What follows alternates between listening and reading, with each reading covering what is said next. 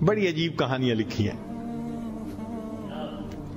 فرماتے ہیں کہ سلطان محمود ایک نیک بادشاہ تھا. اس کے پاس ایک دیہاتی نوجوان آ گیا. اس کا تعلق دیہات سے تھا. تعلیم بھی نہیں تھی, کچھ ایسی تربیت بھی نہیں تھی, مگر بادشاہ کے دربار میں آ کے جب خدمت پہ لگا تو اس نے اتنی اچھی خدمت کرنی شروع کی کہ تھوڑے دنوں میں بادشاہ کی آنکھوں میں بڑا درجہ پا گیا. بادشاہ نے اپنے مقرب بندوں میں شامل کر لیا. اب جو پہلے سے مقربین تھے نا, وہ بہت جیلس ہوتے تھے. ہم بڑے خاندانوں والے اور بڑی عقل سمجھ والے, تعلیم والے, ہم بادشاہ کے مشیر تھے. یہ کل کا نوجوان پتہ نہیں کہاں سے آ گیا دیہات سے اٹھ کے کہ بادشاہ کی اس کے اوپر بڑی خاص نظر پڑتی ہے. چنانچہ انہوں نے پروگرام بنایا کہ ہم بادشاہ سے موقع ملنے پہ بات کریں گے. انہوں نے بات کی کہ بادشاہ سلامت, جو محبت کی نظر اس کی طرف اٹھتی ہے وہ ہمارے اوپر نہیں اٹھتی. حسب میں ہم اچھے, نسب میں ہم اچھے, مال میں ہم اچھے, عقل میں ہم اچھے, لیکن محبت کی نظر اس کو جو مل گئی وہ ہمیں نہیں مل رہی. تو بادشاہ نے کہا کہ اچھا, میں کسی موقع پہ اس کا جواب دوں گا.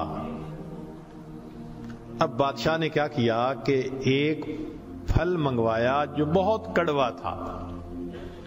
کاشیں بنوائیں اور کاشیں ان سب لوگوں میں تقسیم کر دیں جو اعتراض کرنے والے تھے, اور ایاز بھی وہیں بیٹھا تھا. تو جس جس کو وہ کاش ملی اس نے منہ میں ڈالا, تھو تھو. بادشاہ سلامت بڑا, بہت کڑوا, توبہ توبہ, بہت کڑوا.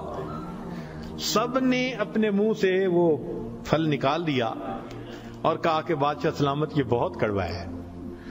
تو بادشاہ نے جب ایاز کو دیکھا تو وہ مزے سے کھا رہا تھا.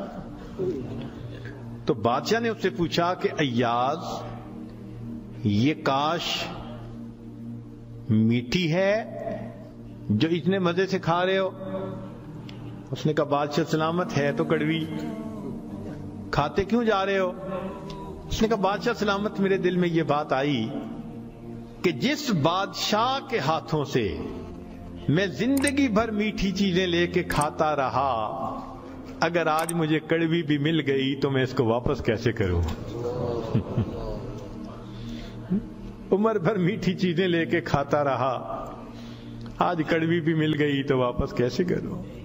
کاش کہ یہ چیز ہمارے اندر آ جاتی کہ جس پروردگار کی نعمتوں سے ساری زندگی ہم انجوائے کرتے رہتے ہیں, اگر کبھی کوئی اس کی طرف سے آزمائش کی گھڑی بھی آ جائے تو ہم پھر شکوہ کیوں کرتے ہیں؟ اب بادشاہ نے سوچا کہ بھائی یہ لوگ جو بہت اعتراض کرنے والے تھے نا, ان کے سامنے کوئی اور ایسا ہیلا کرنا چاہیے کہ ذرا ان کو بات سمجھ میں آ جائے. تو ایک دن بادشاہ آیا اور اس نے کہا کہ دیکھو بھائی, آج میں تم سب کی عقل کا امتحان لوں گا, تمہارا آئی کیو لیول دیکھوں گا کیا ہے, اور میں دیکھتا ہوں کہ کون اس میں پاس ہوتا ہے. اب جب بتا دیا تو سب بڑے محتاط ہو گئے. بادشاہ نے ایک موٹا سارا ہیرا دکھایا, دیکھو یہ کتنا قیمتی ہے, کتنا چمکدار ہے, اور ایک ہتھوڑا بھی ساتھ دیا, اور پہلے کو کہا کہ جی یہ ذرا ہیرا جو ہے توڑ کے دکھاؤ. اب وہ سمجھ رہا تھا کہ بادشاہ نے ہم سے امتحان لینا ہے ہماری سمجھداری کا. تو اس نے کہا بادشاہ سلامت یہ ہیرا تو بہت قیمتی ہے, اتنے کیرٹ کا, اور بالکل بے عیب ہے, کوئی فلاں نہیں, فلاں لیس ہے, لہذا اس کو تو نہیں توڑنا چاہیے. بادشاہ مسکرایا, کہنے لگا ہاں بہت اچھا. تو وہ سمجھا کہ بھائی میں نے بادشاہ کو کنونس کر دیا, چنانچہ دوسرے کو دیا, اس نے بھی اسی قسم کی لاجک, تیسرے کو دیا, اس نے بھی لاجک. جتنے اعتراض کرنے والے تھے سب کو ہیرا ہتھوڑا دیتے رہے, وہ یہی لاجک دیتے رہے اور معذرت کرتے رہے, حتیٰ کہ بادشاہ نے وہ ہیرا ایاز کے ہاتھ میں پکڑایا. جب ایاز کو کہا ایاز اسے توڑو, ایاز نے اس کو نیچے فرش پہ رکھا، دے کے مارا ہتھوڑا اور اس کے ٹکڑے ٹکڑے کر دیے۔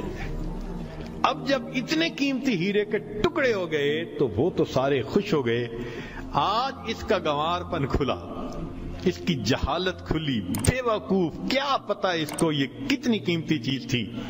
تو وہ ایکسپیکٹ کرنے لگے کہ آج تو بادشاہ اس کو دھکا دے دے گا دربار سے۔ تو جب ہیرے کے ٹکڑے ہو گئے تو بادشاہ نے اس کی طرف دیکھ کے کہا، ایاز تو نے ہیرے کے ٹکڑے کر دیے، اتنے قیمتی ہیرے کے؟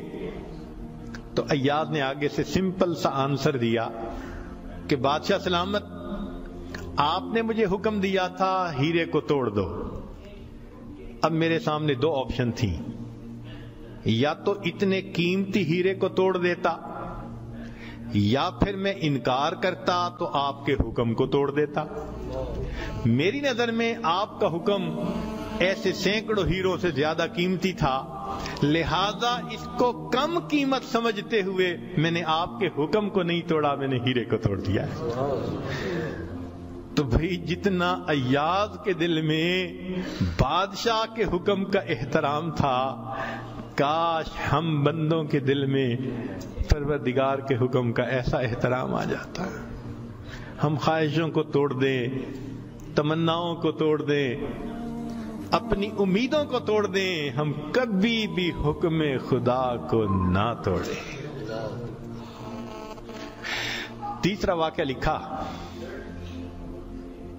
کہ ایک دن ایک معترض جو تھا وہ آیا اور اس نے کہا کہ بادشاہ سلامت، یہ جو آپ کا زیادہ ہے نا چہیتا ایاز، ہمیں لگتا ہے کہ یہ خزانے سے چیزیں چراتا ہے، ہمیں تو شک ہے۔ بادشاہ نے پوچھا کیسے ہے؟ اس نے کہا جی ایک جگہ کلوزٹ بنائی ہوئی ہے اس نے، اور یہ صبح و شام اس کلوزٹ کا دروازہ کھولتا ہے اور دیکھتا رہتا ہے اور تالا لگا کے چابی اپنے پاس رکھتا ہے، چابی کسی کے ہاتھ میں نہیں دیتا۔ تو بادشاہ سلامت ہمیں تو پکا شک ہے کہ آپ کے خزانے سے اس نے قیمتی چیزیں چرا کے رکھی ہیں اور یہ صبح و شام دیکھتا ہے ان کو۔ بادشاہ نے اسی وقت ایاز کو بلوا لیا، لوگوں کے سامنے پوچھا، ایاز تمہاری کوئی کلوزٹ ہے ایسی؟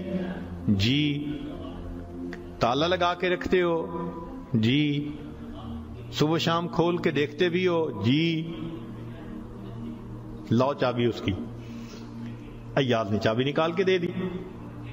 بادشاہ نے ایک آدمی کو بھیجا کہ جاؤ اور کلوزٹ میں جو کچھ پڑا ہے سب اٹھا کے یہ کہ لے کے آؤ۔ اب جب وہ گیا تو ایاز تو مطمئن کھڑا رہا، مگر معترضین بڑے خوش ہوئے، آج پکڑا گیا، آج سمجھ لگے گی بادشاہ کو یہ کیسا بددیانت انسان۔ تھوڑی دیر گزری تو جو گیا تھا وہ تالا کھول کے کیا دیکھتا ہے کہ اس میں ایک پرانا سا لباس ہے اور ایک پرانا سا جوتا رکھا ہوا اور کچھ بھی نہیں۔ بڑا حیران ہوا، اس کو یہ صبح بھی دیکھتا ہے شام بھی دیکھتا ہے۔ وہ اس کو لے کے بادشاہ کے پاس آیا۔ بادشاہ سلامت کلوزٹ میں یہ دو چیزیں تھیں۔ بادشاہ نے کہا ایاز بس یہی کچھ تھا؟ جی یہی تھا۔ ایاز یہ تو اتنی قیمتی نہیں کہ تم ان کو تالے میں رکھو اور صبح شام اس کو جا جا کے دیکھو۔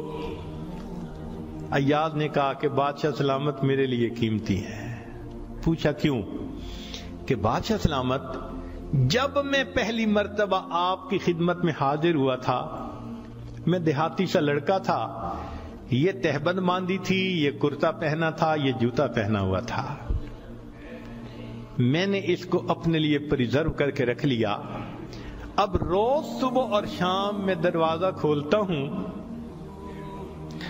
اپنے نفس کو مخاطب کر کے کہتا ہوں ایاز بادشاہ کے احسانات کو مت بھولنا، تمہیں جو اس نے رتبہ دیا تمہاری اوقات تو یہ تھی، تمہاری اوقات یہ تھی۔ میں صبح بھی اپنے آپ کو یاد دلاتا ہوں، میں شام بھی اپنے آپ کو یاد دلاتا. مولانا لکھتے ہیں کاش کہ یہ صفت اللہ ہمیں بھی عطا فرماتا. ہم بھی اپنے ابتدا کو دیکھتے، کیا حال تھا،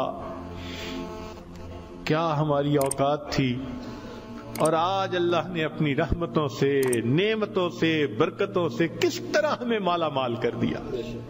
ہم بھی اپنی بنیاد کو یاد رکھتے ہیں. تو اگر ایک دنیا کا غلام اپنے مالک کے حکم کو اتنا قیمتی سمجھتا ہے تو ہم تو اللہ کے ویسے ہی بندے ہیں، غلام سے بھی ایک درجہ نیچے.